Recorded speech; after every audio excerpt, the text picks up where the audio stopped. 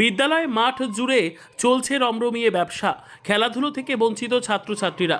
পূর্ব মেদিনীপুরের পুরুষোত্তমপুর প্রাথমিক বিদ্যালয়ের ছাত্রছাত্রীরা ইচ্ছে থাকলেও ফুটবল খেলতে পারছে না, কারণ দেশপ্রাণ ব্লকের এই বিদ্যালয়ের খেলার মাঠে অধিকাংশ সময় কাঁচা কাজু বাদামের লরি দাঁড়িয়ে থাকে। কাজু বাদামের খোল ছাড়ানোর জন্য এই ব্লক বিখ্যাত, ফলে ভিন রাজ্য থেকে আসা কাজুর লরি এখানে দাঁড়িয়ে থাকা এখন প্রায় রুটিন বিষয়। আবার চারাগাছের ব্যবসার জন্য এই ব্লক বেশ বিখ্যাত। এখান থেকে চারাগাছ বোঝায় লরি সারা ভারতবর্ষের বিভিন্ন রাজ্যে যায়। সেই সব লরিও এই মাঠ দখল করে দাঁড়িয়ে থাকে। মাঠের বিভিন্ন জায়গায় ইট বালি চিপস লরিতে লোডিং আনলোডিং হয়। এই প্রাথমিক বিদ্যালয়ের খেলার মাঠের সীমানা প্রাচীর নেই, ফলে মাঠ কার্যত ব্যবসার কাজে ব্যবহৃত হয়। তাই স্কুলের খুদে পড়ুয়াদের খেলার ক্ষেত্রে নানান প্রতিবন্ধকতা দেখা দেয়। এমনিতেই বর্ষার জন্য মাঠে যেখানে সেখানে কাদা ভর্তি। অনেক সময় ফুটবল খেলতে গিয়ে ছাত্রছাত্রীরা দাঁড়িয়ে থাকা লরির সঙ্গে ধাক্কা লেগে আহত হয়। এছাড়াও খেলার মাঠের চারিদিকে রয়েছে রাস্তা, তাই যে কোনো সময় দুর্ঘটনার ঝুঁকি রয়েছে। স্থানীয়রা এই মাঠ দখল করে বলে অভিযোগ, ফলে স্কুল পড়ুয়া থেকে অভিভাবকরা বেজায় ক্ষুব্ধ। বিদ্যালয় খেলার মাঠের চারিদিকে সীমানা পাঁচিলের দাবি সহ পুরো বিষয়টি স্থানীয় বিডিওকে জানিয়েছে বিদ্যালয় কর্তৃপক্ষ।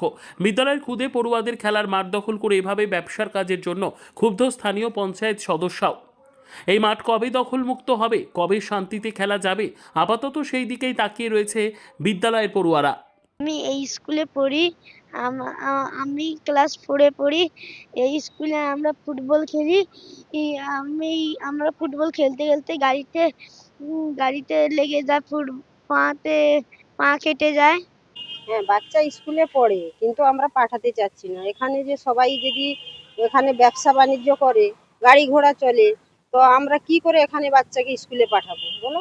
ওই জন্য আমরা এখানে স্কুলে বাচ্চাকে পাঠানোর কোনো করছি না। ওই জন্য আমরা যে গাড়ি ঘোড়া অ্যাক্সিডেন্ট হবে, বাচ্চা কি এখানে এই মাঠে আমরা খেলি, লরি দাঁড়িয়ে থাকে।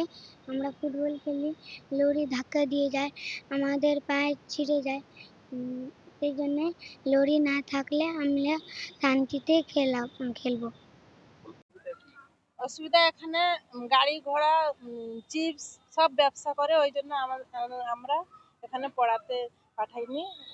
ইয়ে মানে এখানে পরিবেশটা হয়ে যাচ্ছে, জঘন্য হয়ে যাচ্ছে। মানে স্কুলের মাঠে সব ব্যবসা করছে, কিন্তু আমরা যে গ্রামের স্কুল, গ্রামের কোনো ব্যবসা বাণিজ্য গ্রামে না, অন্য অন্য গ্রামের সবাই এসে এখানে সব রকম ব্যবসা করছে।